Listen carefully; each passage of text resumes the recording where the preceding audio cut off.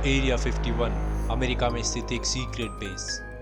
दोस्तों, दुनिया में बहुत सी रहस्यमयी जगह है जो आज भी अपने आप में बहुत से रहस्यमय समेटे हुए हैं। उन्हीं जगहों में से आज हम बात करने वाले हैं एरिया 51 की।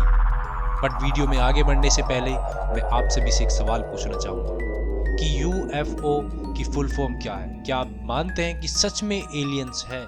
लिखिएगा अपना ओपिनियन कमेंट बॉक्स में। दोस्तों, संयुक्त राज्य अमेरिका के पश्चिम में स्थित नेवादा राज्य में एक जगह है जिसका नाम है एरिया 51।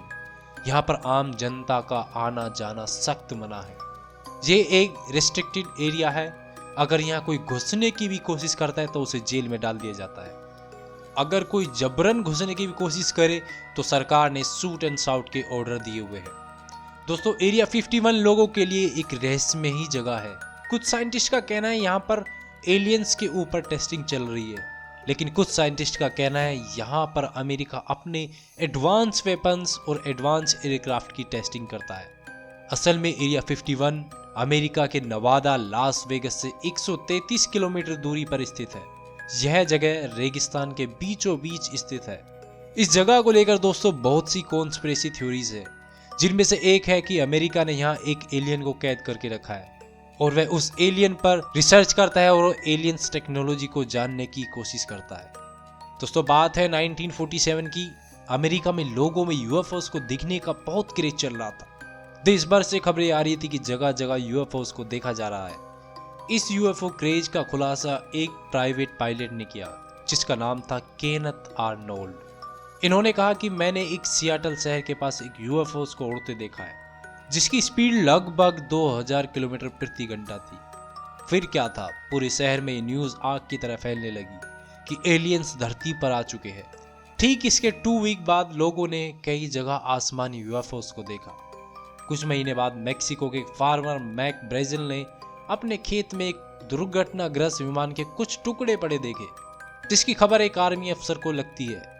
वह उन सभी टुकड़ों को लेकर चला जाता है और उन्हें साइंटिस्ट को सौंप दिया जाता है, जिस पर साइंटिस्ट रिसर्च करते हैं। उन्हें पता लगता है कि ये टुकड़े धरती के किसी विमान के नहीं हैं, जिस कारण काफी दिनों से चल रही अफवाहें सच में बदल जाती हैं और लोगों को विश्वास हो जाता है कि यूएफओस रियल हैं, यानी रियल में एलियंस धरती पर आ चुके हैं। कॉन्स्पिरेसी थ्योरिस्ट का कहना है कि जब यूएफओस क्रैश हुआ था तो यूएस आर्मी ने वहां से सभी मलबा और उस यूएफओस क्रैश में एक एलियन भी पाया गया था, जिसको यूएस आर्मी ने एरिया 51 के अंदर रखा हुआ है। कहा जाता है कि एलियंस का यूएफओ आसमान से बिजली गिरने के कारण दुर्घटनाग्रस्त हुआ था। दोस्तों, ये थी कॉन्स्पिरेसी थ्योरी। कुछ लोगों का ऐसा मानना था, लेकिन गवर्नमेंट के मुताबिक थ्योरी कुछ और ही कहती है। बात है कोल्ड वॉर के समय की, जब अमेरिका और यूएसएसआर दोनों में कोल्ड वॉर चल रही थी। यूएस अपने न्यूक्लियर वेपन्स की टेस्टिंग इस जगह पर करता था, जिसके तहत इस जगह को रेस्ट्रिक्टेड एरिया होना भी जरूरी था। कोल्ड वॉर के समय यूएसएसआर और अमेरिका दोनों आपस में एक दूसरे की स्पाइंग करते थे। ये देखते थे कि सामने वाला क्या कर रहा है, कौन सी टेक्नोलॉजी पर रिसर्च कर रहा है, जिसके चलते इस एरिया को यूएस आर्मी के द्वारा चुना गया। जब दोनों देश आपस में स्पाइंग करते थे तो अमेरिका ने सोचा क्यों ना एक ऐसा एयरक्राफ्ट बनाया जाए जो बिना किसी की निगाहों में आए, बिना किसी रडार में आए, आसानी से यूएसएसआर की स्पाइंग की जाए।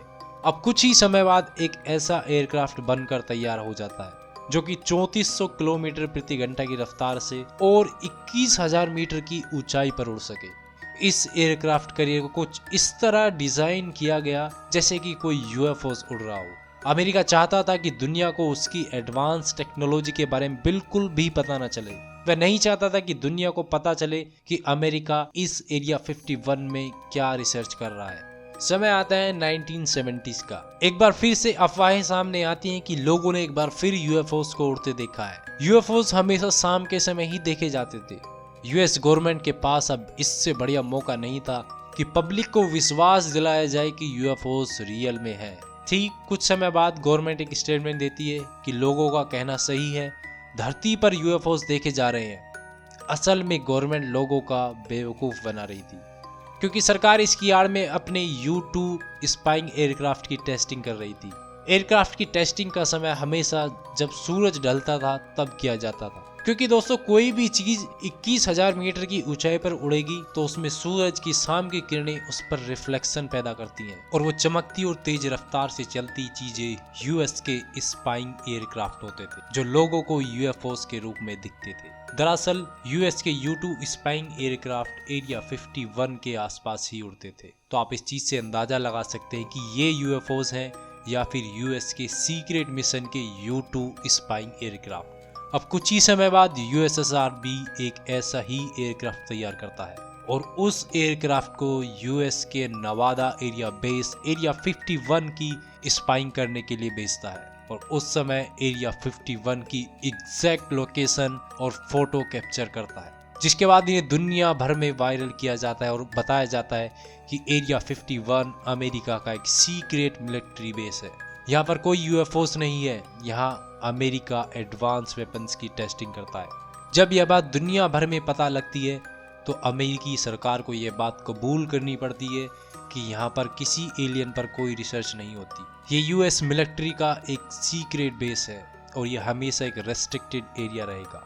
दोस्तों आज तक ये एरिया 51 एक रेस्ट्रिक्टेड एरिया बना हुआ है। सो गाइस ये थी इस मिस्टीरियस जगह एरिया 51 की स्टोरी। वीडियो अगर पसंद आई तो वीडियो को लाइक, शेयर और चैनल को सब्सक्राइब करना मत भूलिए। सो जल्द ही मिलते हैं एक और मिस्ट्री के साथ, तब तक